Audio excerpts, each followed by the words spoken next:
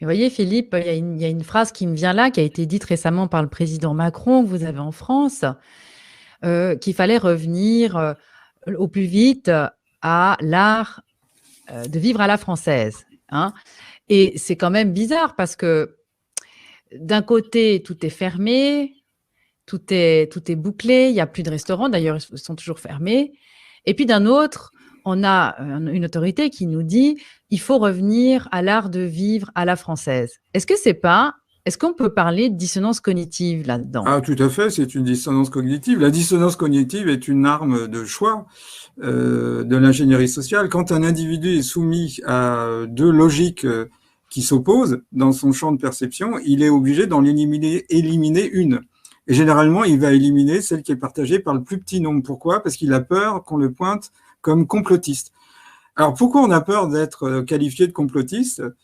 Parce que tout simplement, dans la pyramide des besoins de Maslow, Abraham Maslow, c'est un psychologue qui a essayé de voir les besoins qui sont inhérents à tout individu. On a besoin de manger, de dormir, d'avoir un toit pour avoir la possibilité d'être sécurisé quand on dort.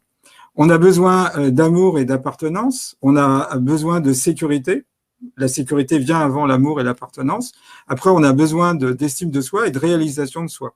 On peut dire qu'une société réussie, c'est une société qui va nourrir tous les étages. Si une société ne permet pas à ses citoyens d'avoir une estime de soi, c'est pas une société dont le but est l'épanouissement collectif. Vous voyez ? Et c'est malheureusement le cas de la France, où souvent les gens sont mis en mauvaise estime d'eux-mêmes. Alors, la pire des punitions dans les sociétés traditionnelles, c'est quand on est chassé du groupe. Mais quand on est désigné comme étant un complotiste, le troisième étage de la pyramide des besoins de Maslow est touché. Le besoin d'être dans une appartenance, que ce soit la famille, que ce soit la nation, que voilà, on fait plus partie du sens commun, on n'est plus dans le socialement correct. On devient un hérétique, on devient une sorte de SDF de la pensée. Et donc, à partir de là, le rideau se ferme et c'est terminé. C'est comme si vous deveniez un lépreux ou un pestiféré, quoi. Vous avez émis des propos complotistes. Tout simplement, c'est un questionnement. Être complotiste, c'est se questionner, et ça, c'est l'art du logos. Questionner les bien-fondés des mesures gouvernementales en France, questionner le bien-fondé de tel ou tel traitement, questionner les bien-fondés d'un reset économique, questionner le bien-fondé de fermer les restaurants, etc. Ça fait partie de l'équilibre de l'esprit. Ça fait partie du logos.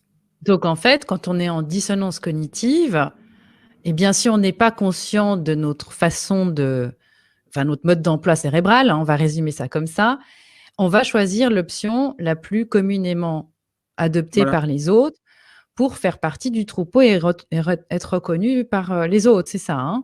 Oui, oui, faire partie du groupe. On parlait du groupe. On pourrait dire qu'on a deux psychologies, une psychologie individuelle et une psychologie de groupe. Et on a besoin des deux. Et donc, si à un moment donné, on vous déclare complotiste, ça arrive dans beaucoup de familles, tu es complotiste, donc ça crée des tensions dans la famille, on n'appartient plus au groupe. Et à ce moment-là, la psychologie individuelle est en tension. Et donc, une façon de résoudre cette tension, c'est d'éliminer ou de s'auto-censurer, ou d'aller vers une pente naturelle qui est la pédagogie qu'on donne aux gens, hein, puisque finalement, on peut faire... Il y a un vrai paradoxe à faire. J'ai essayé de comprendre. J'ai des amis qui sont super diplômés, et j'ai des gens qui n'ont aucun diplôme. Notamment, j'en ai un que je salue, un cafetier, et son degré d'analyse est supérieur à des amis qui sont largement diplômés pour avoir une analyse avec discernement. Tout simplement parce que le degré d'appartenance fait qu'ils sont à une certaine échelle, c'est ce qu'on appelle la notion d'habitus, et ils ont peur que l'effondrement social ne remette en cause leur position. Ensuite, quand on est monodisciplinaire, je pense qu'on a du mal à analyser la situation. Donc, cette critique, Georges Bernard Shaw l'avait déjà fait, puisqu'il disait, à force de connaître tout sur rien, on finit par connaître rien sur tout.